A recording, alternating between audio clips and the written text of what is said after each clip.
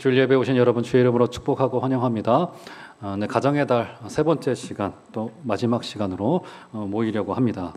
오늘은 이제 남자와 여자에 관한 이야기, 남편과 아내에 관한 이야기를 좀 하고자 합니다. 사실은 어떻게 보면 이 남편과 아내에 관한 이야기는 가장 중요한 이야기라고도 할 수 있습니다. 왜냐하면 이제 오늘 성경도 그렇고 성경이 그 남편과 아내의 관계만큼이나 더 명시적으로 그리스도와 교회의 관계로 비유하여 말하고 있는 현장이 없기 때문입니다. 그래서 한 남자와 한 여자가 만나서 가정을 이루고 그리고 그 가정이 올바르게 서가고 하나님의 나라로 서가는 이 전체의 과정은 그냥 교회라고 봐도 무방할 정도로 굉장히 우리에게 중요한 영적인 메시지를 담고 있습니다. 가정은 한 남자와 한 여자가 만나면서부터 시작이 되어지죠. 어제도 이제 결혼을 하면서 제가 이제 그런 이야기를 했습니다만, 흔히 이제 옛 속담 중에 이제 그런 이야기 있지 않습니까? 배를 타러 나갈 때는 한 번 기도하고, 전쟁을 하러 나갈 때는 2번 기도하고, 그리고 결혼을 하기 위해서는 3번 기도하라. 그러니까 배 타러 나가는 일이나 전쟁하는 일보다도 훨씬 더 중요한 일이 사실은 한 남자와 한 여자가 만나서 결혼하여 가정을 꾸리는 일이다. 이렇게 볼 수 있는 겁니다. 사실은 역사 자체가 한 남자와 한 여자에 관한 이야기라고도 할 수 있습니다. 여기서 발생되는 시너지와 사건과 또 더 나아가서 사고 이런 것들이 역사의 기반이 되더라고요. 그래서 이 인간이 남자와 여자로 구성되어져 있다라고 하는 것은 굉장히 중요한 역사의 기반이 되어집니다. 자, 그런데 그것뿐만이 아니죠. 우리 하나님께서 사람을 만드실 때 아예 말씀해 놓으셨습니다. 어떻게 말씀하셨습니까? 사람을 창조하시되 어떻게 창조하셨다고요? 남자와 여자로 창조하셨다고 못 박아 놓고 이야기를 하고 있습니다. 그러니까 이제 근래에 회자되고 있는 요즘에 그 그러니까 남성성, 여성성을 이제 제거하려고 하는 시도나 아니면 남자와 여자 사이에 또 다른 성이 있다고 주장하는 시도는 사실은 성경의 내용과 정면으로 배치되는 내용이기 때문에 우리 기독교는 절대로 받아들일 수 없고 우리들이 받아들이지 못하는 것뿐만이 아니라 사실은 그것은 진리가 아닌 것임이 분명합니다. 하나님은 사람을 창조하시되 그냥 남자와 여자로 창조하셨습니다. 그리고 놀랍게도 오형적으로도 다르듯이 남자와 여자는 너무나도 다릅니다. 그래서 이것을 가지고 남자가 이렇고 여자가 이렇고 왜 다르냐, 뭐 같냐, 뭐 이런 문제를 가지고 사실 우리가 논의하고 논박하는 것은 그다지 의미가 없다고 생각합니다. 왜냐하면 하나님이 사람을 창조하신 것도 신비이고 그것을 남자와 여자로 창조했다는 그 신비 속에 담겨져 있는 그 내용이라고 하는 것은 아마 우리가 이 땅에 살아가면서 그것을 해결하려고 하는 시도는 마치 우리가 하나님이 되려고 하는 시도나 똑같은 일이라 생각이 되어집니다. 여러분, 우리는 그저 남자와 여자로 창조된 겁니다. 그 신비는 알 수 없어요. 그리고 때로는 하나님이 남자다운 특징을 몇 가지를 주신 거고요. 그리고 여자다운 특징을 주신 것임이 분명합니다. 안 그랬으면 하나의 성으로 만들었어야 되지 않았겠습니까? 그런데 하나님이 남자와 여자를 다르게 창조하셨습니다. 자, 그런데 요즘 시대 우리에게 회자되는 이야기는 굉장히 놀랍습니다. 시장에서 유통되고 있는 남자와 여자에 관한 이야기에 대해서는 이제 우리 교회들이 뭐 우리와 전혀 상관없는 이야기다라고 치부해 놓기에는 너무나도 깊이 들어가고 있고 또 진리를 훼손하고 있는 부분이 상당히 많은 부분이 있다고 저는 생각하고 있습니다. 물론 우리 교회가 이것을 끌어안고 때로는 포용하고 때로는 그들을 불쌍히 여겨야 되는 부분이 있으면서 동시에 그렇게 할 수 있는 힘과 근거는 어디에 있냐면 우리 편에서의 진리에 대한 입장이 분명할 때만 포용이 가능해지는 거라고요. 맞죠, 여러분? 그렇죠? 그래서 이 남녀의 이야기, 더 정확하게는 그 갈등과 거기에 담겨져 있는 세계관과 가치관에 관한 그 갈등은 굉장히 지금 첨예하게 대립되어져 있다. 이렇게 우리가 볼 수 있습니다. 여기에는 사실과 전통과 문화와 편견과 감정, 더 나아가서 분노 등 여러 가지가 뒤섞여서 굉장히 복잡한 양상을 이루고 있는 것이 이 남성과 여성에 관한 이야기입니다. 그것을 어디에서 알 수 있어요? 조그만 우리 가정에서만 봐도 알 수 있지 않습니까? 자, 그래서 제가 오늘 다행히 2부 예배이기 때문에 제가 자신 있게 몇 가지를 말씀드리려고 합니다. 당사자가 앉아 계시지 않기 때문에 3부 예배 때는 다른 분 올라와서 설교하셔야 될지도 모르겠어요. 어쨌든 그래서 제가 이제 곰곰이 한 주 동안 말씀을 묵상하다가 제가 이제 불행하게도 여자가 아니기 때문에 오늘은 제가 주로 이제 남성에 관한 이야기를 드리려고 합니다. 바라기는 곁들이면서 성경에 말하고 있는 여성에 관한 이야기도 몇 가지 곁들여질 테지만 주로 남성에 관한 이야기를 하면서 우리 남성의 남편으로서 또 교회의 리더여 또 가장으로서 어떤 역할들을 감당해낼 수 있을 것인지를 한번 살펴보기를 원하고 교훈을 받아보는 시간이 되기를 바랍니다. 자, 먼저 남성에 대해서 오늘 본문이 첫 번째로 매우 명시적으로 정의를 한 가지를 해놓고 있습니다. 23절로 한번 가볼까요? 본문 23절, 5장 23절. 자, 굉장히 중요한 본문인데요. 에베소서 5장 23절 한번 다 같이 읽어보도록 하겠습니다. 시작. 이는 남편이 아내의 머리됨이 그리스도께서 교회의 머리됨과 같음이니 그가 바로 몸의 구주시니라. 네, 여기서 명시적으로 첫 번째 정의를 내리고 있습니다. 남자는 여자의 머리다 이렇게 이야기를 하고 있고요. 그것을 더 분명하게 하기 위해서 23절 후반절을 보면 그리스도의 머리됨으로 비유해 놓고 있습니다. 그러니까 여기서 우리가 이제 알 수 있는 것 중에 하나가 뭐냐면 이 남성의 지위와 위치의 무게가 얼마나 일단은 묵직한 것인지를 알 수 있는 거예요. 그러니까 지금 남편의 역할 또 남성의 역할은 어떤 역할로 부름받고 있냐면 그리스도의 역할로 부름받고 있다라고 하는 사실입니다. 이게 굉장히 중요합니다. 그래서 그것을 마치 그리스도께서 교회의 머리가 되시듯 남편이 아내의 머리가 된다라고 이렇게 표현하고 있습니다. 자, 그런데 문제가 뭐예요? 지금 우리 여성분들의 몇몇 분들의 표정에서 제가 잘 읽은 건지는 모르겠습니다만은 사실은 뭐 우리 기성세대인 여러분들은 사실은 말씀을 잘 받아들여 주시지만 또 이제 사실은 요 말씀이 굉장히 논란의 중심이 있습니다. 이거 그 성경이 당시에 가부장적인 남성 중심의 문화를 받아들여서 이렇게 기록하고 있는 것은 아니냐 이렇게 지금 말해놓고 있는데 이것은 그럴 수가 없는 게 지금 창조에 관한 이야기를 끄집어서 말하고 있기 때문에 지금 이것은 타락 이전에 지금 이야기들을 해놓고 있단 말이죠. 남성을 여성의 머리라고 하는 점이 상당히 기분이 나쁠 수도 있고 상당히 좀 뒤처진 시대착오적인 문화라고 이제 받아들여질 수도 있다는 생각이 든단 말이죠. 특별히 이제 우리 같이 이제 동양에 살고 있는 사람들은 남자는 하늘이고 여자는 땅이라고 하는 생각이 있고 남존여비 사실은 좀 지나간 것 같아요.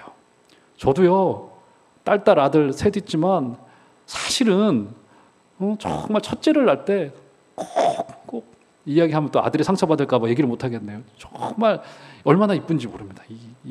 그 딸이 주는 기쁨은 아들만 가지고 계신 분들 계시죠? 참 모르시는 거예요. 그 딸이 주는 죄송합니다 자랑해서 어쨌든 그 기쁨이 좀 있습니다만 그래요. 좀 그런 게 좀 있습니다. 어쨌든 이 말씀이 좀 남존여비 사상을 좀 강화시키는 거 아닌가, 그것을 지지하고 있는 거 아닌가, 또 그렇게 악용되고 오용되기도 했었습니다. 자, 그러면 문자적인 의미로 한번 들어가 보시죠. 남편이 아내의 머리라고 말합니다. 자, 여기서 머리로 표현되어지는 이 헬라 말은 카퍼라고 하는 헬라 말인데 여기에는 첫 번째 문자적인 의미가 한 가지가 있고 적용적인 의미가 있을 수 있습니다. 자, 머리라고 하는 것도 맞는데 어떤 뜻을 가지고 있냐면 첫 번째 지붕이라고 하는 뜻을 가지고 있습니다. 지붕. 집에 올리는 지붕 있죠? 지붕이라고 하는 뜻을 가지고 있습니다. 그러니까 남편은 아내의 지붕이라고 하는 뜻이에요. 그러니까 머리라고 하니까 뭔가 명령하고 뭔가 무조건적인 이제 굴종을 의미하고 이런 뜻일 거라 생각이 되어지는데 그것보다는 지붕이라고 하는 뜻을 가지고 있습니다. 지붕. 자, 오늘 같은 날에 딱 설명하기 좋습니다. 어제 밤부터 오랫동안 내린 이 비 때문에 그렇죠. 지금 이제 온 나라가 축축 젖어 있는데 오늘 같은 날 이 교회의 지붕이 없다고 생각을 해보십시오. 이러면 어떻게 되겠습니까? 물이 줄줄줄줄 새겠죠. 여러분 아마 모르시는 분 많을 텐데 한 2달 전쯤에 우리게 이제 요 지붕이 조금 이제 오래돼가지고 금이 가가지고 작년 여름에 비가 많이 오지 않았습니까? 그래서 요쪽 요 벽에 물이 살짝 많이 흘렀었어요. 하도 비가 많이 오니까 그래가지고 이 공사를 다 했습니다. 지붕 공사를 했어요. 지붕이 없으면 어떻게 될까요? 지붕이 없거나 구멍이 뚫려 있다면 어떻게 될까요? 비가 오면 비가 줄줄줄줄 다 셀 수밖에 없게 되어지는 거라고요. 지금 뭐냐면 남자가 가정과 교회에서 맡은 역할이 바로 이 지붕과도 같은 역할이다라고 하는 겁니다. 아무리 수입이 억대가 되고 아이들이 학교에서 잘 나간다 하더라도 남자가 지붕의 역할을 잘하고 있지 못할 때 어떻게 됩니까? 물이 줄줄줄줄 다 셀 수밖에 없게 되어지는 거라고요. 남성이 제자리의 역할을 감당하지 못하면 그 가정은 온전한 가정이 될 수 없고 이것은 교회로까지도 연결되어질 수 있는 것입니다. 그래서 첫 번째 문자적인 의미로서 이 카포라고 하는 말은 지붕이라고 하는 뜻을 가지고 있고, 두 번째 적용적인 의미로서 어떤 뜻을 가지고 있냐면 이것은 그래서 결국 지도자라고 하는 적용적인 의미를 가질 수밖에 없습니다. 지도자라고 하는 뜻을 가지고 있습니다. 여러분 21세기 최대의 화두는 바로 이 지도자에 관한 문제입니다. 이 리더십에 관한 문제예요. 과거 산업화 시대 때는 지도자를 우리가 흔히 영웅이라고 생각을 했습니다. 그 사람이 칼을 들고 총을 들고 혹은 깃발을 들고 앞장서 나가면 그 사람이 많은 일을 해결해주고, 그렇죠? 그 사람이 힘과 권위와 권세를 가지고 모든 문제들을 슈퍼맨처럼 다 해결해주는 것을 리더십이요 지도자라고 생각을 했었습니다. 그렇죠?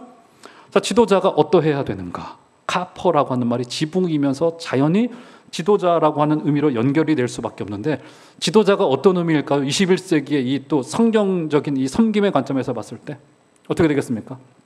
지도자라고 하는 것은 시쳇말로 말하자면 한마디로 말빨이 서는 사람이라고 표현할 수 있습니다. 말빨이 서는 사람. 이렇게 표현하는 게 적당할 것 같아요. 예를 한번 들어드릴게요. 제가요, 우리 이제 이 둘째 애가 이게 이제 눈썰미가 좋아요. 둘째 애가. 그래가지고 제가 사실은 여러분 오해하지 말고 들으십시오. 제가 집에서는 성경을 읽지 않습니다. 왜냐면 저는 이제 아침 새벽 예배를 마치고 이제 목양실에 앉아서 기도하고 하면서 이제 묵상하는 시간을 따로 갖고 있기 때문에 집에서는 성경을 이제 잘 열질 않아요. 그래서 제가 이제 우리 아이들을 앉혀놓고, 야, 너희들 공부도 좋지만 성경을 많이 읽고 말씀을 많이 암송해야 되고, 엄마와 같이 이제 막 그런 잔소리 아닌 잔소리를 했어요. 그랬더니 눈썰미 좋은 둘째가 제가 집에서 한 번도 성경을 안 편단 말이죠. 아니, 아빠도 목사님이시면서 성경도 안 읽으면서 우리한테, 아니, 별 걱정을 지가 다 하고 있습니다. 목사가 성경 안 읽고 어쨌든 걔 눈에는 그렇게 비친 겁니다. 제가 성경을 안 읽으니까, 아니, 아빠 어떻게 하고서 이럴 수 있습니까? 제가 뭐 구구절절히 아빠는 뭐 아침 새벽 예배를 마치면 목양실에서 뭐 걔한테 뭐 이런 거 다 설명할 필요는 없지 않습니까? 어쨌든 그렇게 넘어갔습니다만, 쉽게 말해서 그런 거예요. 말빨이 선다라고 하는 것이. 예를 들어서 제가 담임 목사로서 여러분들에게 경건을 강조했습니다. 여러분, 우리 거룩하게 사십시다. 우리 경건하게 사십시다. 강조를 했어요.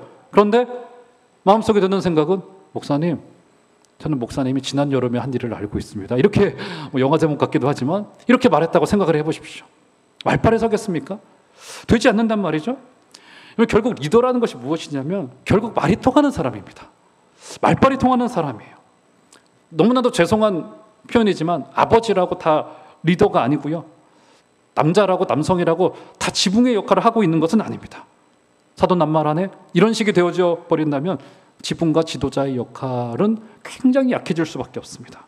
그래서 흔히 남성분들 굉장히 부담스러우신 표현이겠지만 남성을 가정의 제사장이라고 말합니다.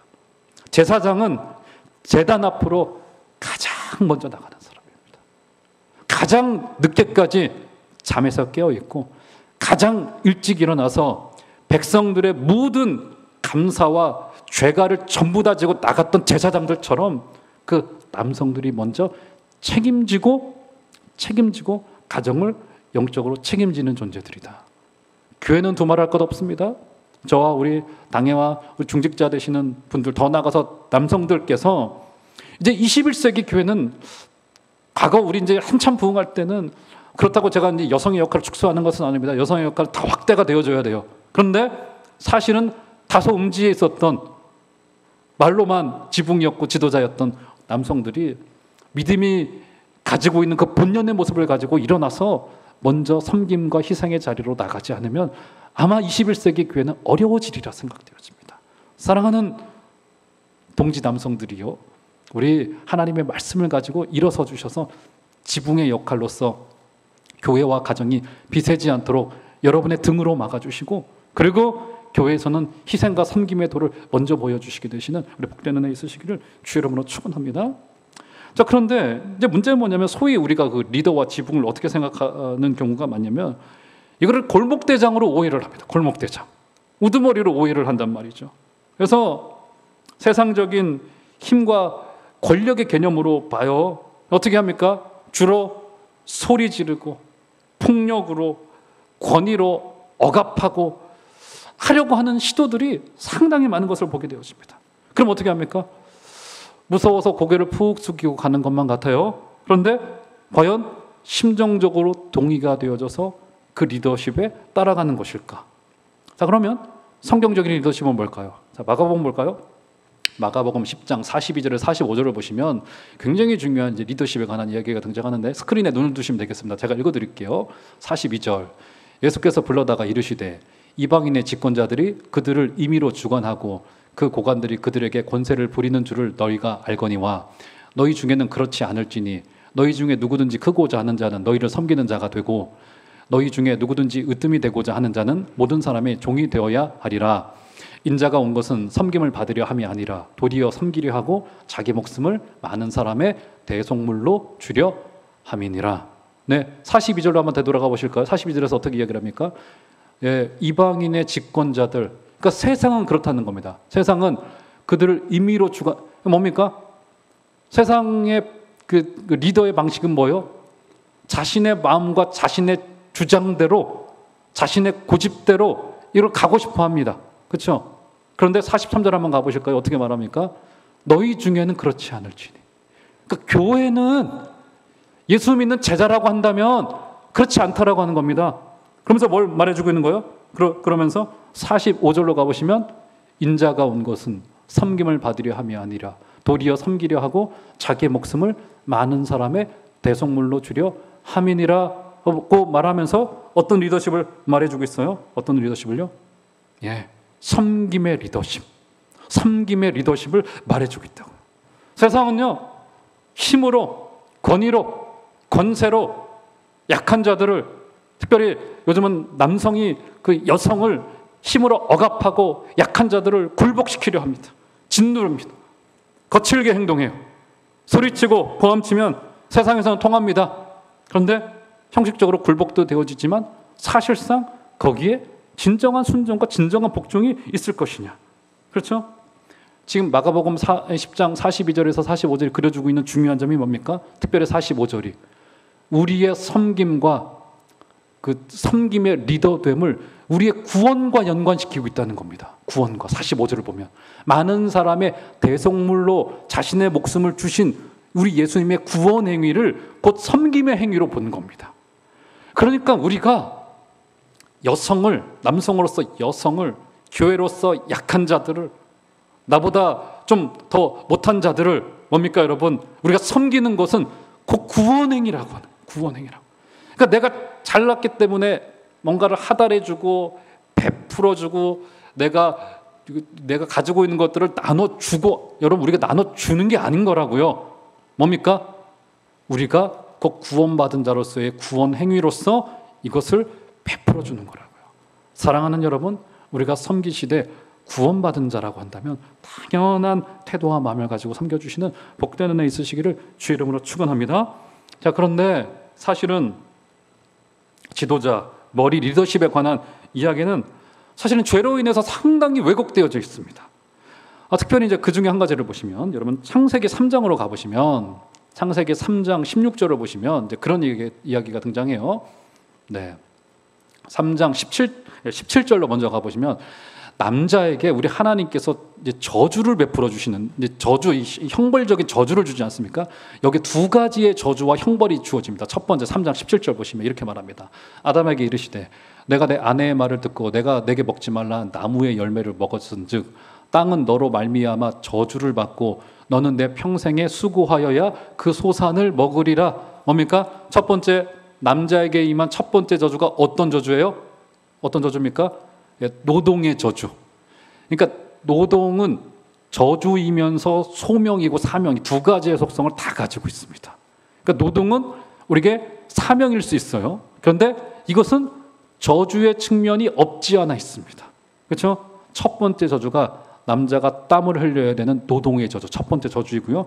자, 제가 말하고 싶은 것은 3장 16절에 등장하는 두 번째 저주입니다. 한번 보시겠어요? 자, 이것은 한번 다 같이 읽어볼까요? 한 소리로 한번 읽어보도록 하겠습니다. 시작.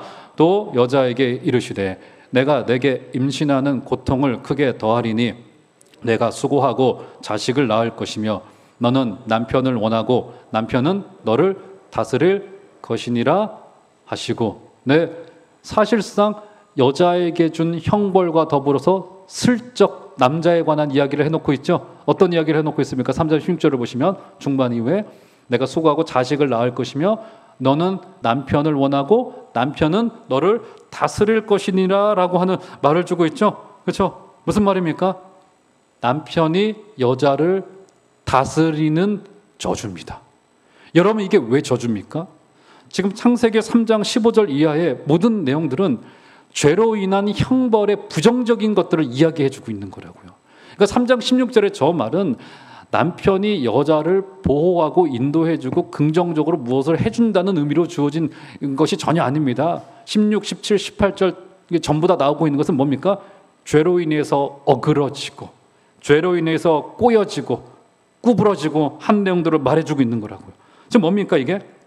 죄로 인해서 오염된 남자에게 임한 형벌적 차원에서 16절에서 슬쩍 이야기해 놓고 있는 거죠. 그러면 16절 뭐예요? 어떤 내용을 이야기해 주고 있는 겁니까?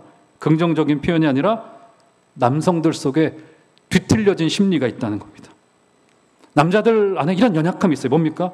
힘으로, 권위로 여자를 더 나아가서 약한 자들을 억누르려고 하는 악한 본성을 가지고 있습니다.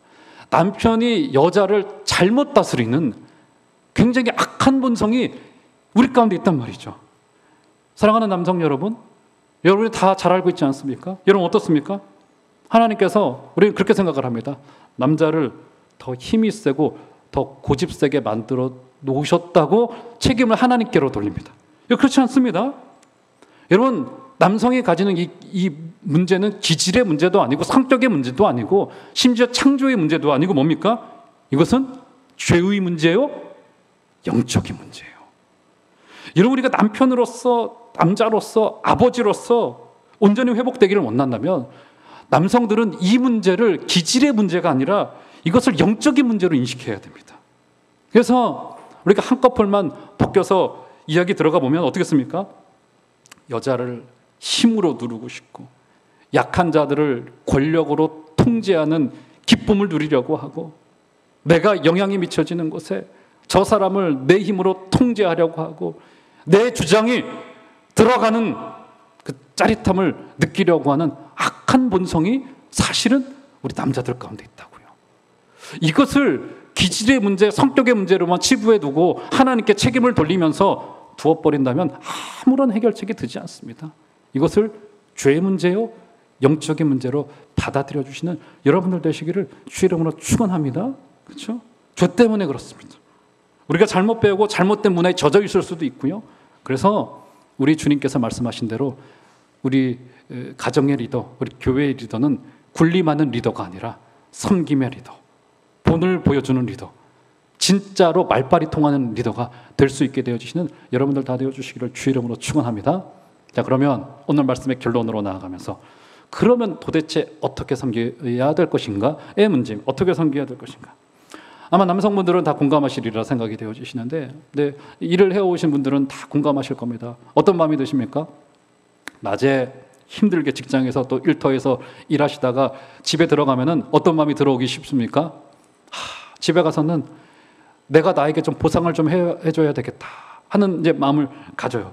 그래서 집에 들어갈 때는 쉬겠다는 일념 하나를 가지고 들어갑니다. 맞죠, 여러분? 이것은 이제 저도 사실은 마찬가지입니다. 저 같은 경우 이제 주일에 일부에서 이제 사부까지 설교를 하고 나면은 집에 들어가서는 입 하나 기억자도 내기가 싫어요. 하도 말을 많이 해가지고 기억자도 내기가, 목도 다 쉬고 막 그래가지고 기억자도 내기가 싫습니다. 그런데 그는 제 입장인 거고, 가정에서는 어때요?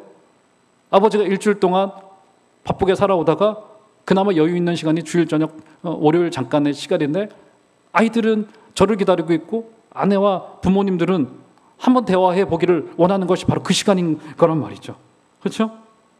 그래서 우리 남성들이 금기해야 될 것이 한 가지가 있습니다. 그게 뭐냐면 밖에서 일어난 분노와 스트레스를 절대로 가정과 교회로 가지고 들어와서는 안 됩니다.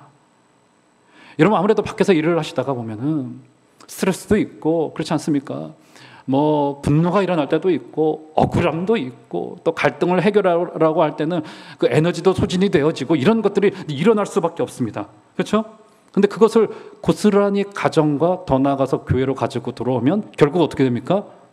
분노와 화가 쌓일 수밖에 없고 결국 갈등과 싸움이 일어나게 될 수밖에 없는 거라고요. 그래서 절대로 저는 뭐 여성들의 입장은 잘은 모르겠고 우리 남성분들께서는 절대로 밖의 일로 인한 그 화를 가정과 교회로 끄집어 가지고 들어오지 않으시기를 바랍니다. 그래서 전 스트레스가 쌓이시거들랑 저기 계운산에 올라가서 족구공이라도 좀 한번 차시고 운동을 해가지고 몸을 다 지치게 만들어서 가정에 들어가시는 게 훨씬 더 낫습니다. 그래서 영적인 하수구를 마련해서 감정의 문제를 다 처리하시고 가정과 교회로 가시기를 바랍니다. 그래서 제가 여러분 아시는 분들은 아시겠지만 제가 운동을 요즘에 좀 하고 있는데 주일 오후 시간에 여러분들 다 댁에 보내놓고는 한 대여섯 시 정도 돼서 저도 정말 주일날 저녁은 운동하러 나가기가 1도 원하지 않습니다. 제가 일부러 많이 나가요. 주일 저녁 때. 저도 그날에 혹시 저도 모를 감정의 문제들 이런 것들을 조금이라도 해소하고 들어가려고 저기 정릉청 가서 막 미친놈처럼 막 죄송합니다 이름 그냥 막 뛰고 처리하고 들어가려고 합니다. 여러분 그렇죠? 감정 처리를 하고 들어가십시오. 건강한 방법으로 풀고 들어가야지. 여러분 지붕이 되어 섬겨야 할 그 교회에게 또 가정에게 남자의 거친 태도와 그 감정은 엄청나게 큰 상처로 여성에게 또 교회의 연약한 자들에게 남을 수 있다는 것을 모르더라고요. 저를 비롯하여서. 저도 아직은 어리고 미숙해서 잘 모르고. 제가 한번 여쭤볼게요. 쓰레기통을 거꾸로 말하면 어떻게 될까요? 쓰레기통을 거꾸로 두면 어떻게 될까요? 쓰레기통의 반대말 뭡니까? 어떻게 되겠어요? 쓰레기통을 거꾸로 두면 쓰레기가 쏟아지겠죠. 그렇죠? 무슨 말을 하는 겁니까? 쓰레기가 없는 가정은 없습니다. 쓰레기가 없는 교회는 없어요. 다만 차이점, 그 경건의 능력의 차이점이 어디에 있습니까? 쓰레기가 있어야 될 쓰레기통에 있으면 돼요.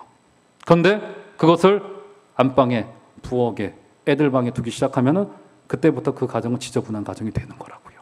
사랑하는 여러분, 여러분의 감정을 가정의 탓이거나 혹은 누구의 탓이거나 하나님의 탓으로 돌리지 마시고 저와 여러분들의 나도 알지 못하는 거친 감정과 거친 태도는 절대로 생명의 역사를 이루어내지 못합니다. 자, 그러면 오늘 말씀의 중요한 결론이면서 마지막 이야기. 자, 본문으로 되돌아가 보실까요? 에베소서 5장 25절. 참 굉장히 주옥 같은 말씀들이 계속 이제 이어지고 있습니다. 자, 마지막이니까 한번 나같이 한번 한 소리로 25절 읽겠습니다. 시작. 남편들아 아내 사랑하기를 그리스도께서 교회를 사랑하시고 그 교회를 위하여 자신을 주심같이 하라. 가이드를 주네요. 남편이 아내를 어떻게 사랑해야 되느냐? 그리스도가 교회를 위하여 자신의 몸을 내어줌같이 사랑하라라고 이야기를 합니다. 시편 22편 17절에 어떤 말이 기록되어져 있냐면 주님이 고통받으실 그 고통의 현장을 예고해 놓고 예언해 놓은 현장에서 이런 말을 줍니다. 내가 내 모든 뼈를 셀 수 있나이다. 내가 내 모든 뼈 조각을 셀 수 있나이다. 이야기를 해주고 있어요. 이 말이 어떻게 성취되어졌던가요? 우리 주님께서 가야바이 뜰에서 밤새도록 신문을 당하셨습니다. 그리고는 아침 6시부터 9시까지 로마의 병정들에게 채찍질을 당하셨어요. 로마 병정의 채찍의 끝에는 한 2, 3cm 정도 되는 쇠촉이 달려져 있다고 알려져 있습니다. 그것을 3시간 동안 등짝에 맞으셨습니다. 어떻게 되겠습니까? 주님의 팔을 때린 그 채찍이 주님의 살점을 뜯어요. 뼈가 드러납니다. 아마 우리가 잘은 몰라서 그렇지 이미 주님이 십자가를 지고 올라가시던 그때는 주님의 등은 전부 다 피가 흐르고 있었을 테고 여기에 있는 뼈들이 다 드러나셨을 거예요. 굉장히 잔인하고 고통스럽게 다뤘습니다. 주님께서는 결국 골고다 언덕으로 올라가시다가 무거운 십자가를 다 들지 못하고 누군가의 도움을 받아서 올라가셨죠. 그렇게 희생하셔서 그 자리에 올라가셨습니다. 여러분, 우리 주님께서 무엇 때문에 그렇게 혹독한 고통을 당하셨던가요? 무엇 때문에? 바로 저와 여러분들, 교회를 위하여서 그렇게 혹독하게 고통당하셨고 자신을 그 자리에 내어주셨습니다. 남편이 아내 사랑하기를, 가정 사랑하기를, 특별히 교회의 남성으로서 지붕이여 리더로서 성도들을 사랑하기를 그렇게 하라는 겁니다. 약한 자들과 싸우지 마시고, 여러분, 우리는요 가난한 자들과 싸우기 위해 있는 게 아닙니다. 그들 돕기 위해 있는 것이지. 맞죠, 여러분? 우리 약한 자들, 여성들을 그렇게 희생으로 섬겨주시고 사랑하여 주시는 여러분들 되시기를 주의 이름으로 축원합니다. 얼마 전 대학생 기독교 공동체의 한 수련회에서 그런 조사를 했습니다. 수련회 마지막 날에 설문조사를 했어요. 그 항목 중에 이런 질문이 있었습니다. 가장 큰 미움의 대상이 누구입니까? 놀랍게도 1번을 꼽은 사람이 65%였는데 그 1번의 항목이 누구였냐면 바로 아버지였어요. 아버지라고 하는 눈물 젖은 이름. 참 슬픈 우리의 현실을 보여주고 있습니다. 디모데전서 3장 5절에 사람이 자기 집을 다스릴 줄 알지 못하면 어찌 하나님의 교회를 돌보리요. 타락으로 남자는 잘못 다스리는 유혹 앞에 놓여 있습니다. 이제 하나님은 성령의 능력으로 자기 집을 제대로 다스리도록 우리에게 촉구하고 있습니다. 사랑하는 여러분, 우리의 거친 마음을 내려놓고 거친 감정을 내려놓고, 그것은 기질도 아니고 성격도 아닙니다. 죄로 인한 타락의 문제요, 영적인 문제로 내가 인지하지 않는 한 변화되지 않고 여성들은, 교회의 약한 자들은 계속 상처받으실 수도 있습니다. 우리 남자들이 지붕 되어져서, 리더 되어져서, 우리 주님이 보여주신 희생과 섬김의 도를 다 보여줄 수 있게 되어주시는 복된 은혜와 결심이 있으시기를 주의 이름으로 축원합니다.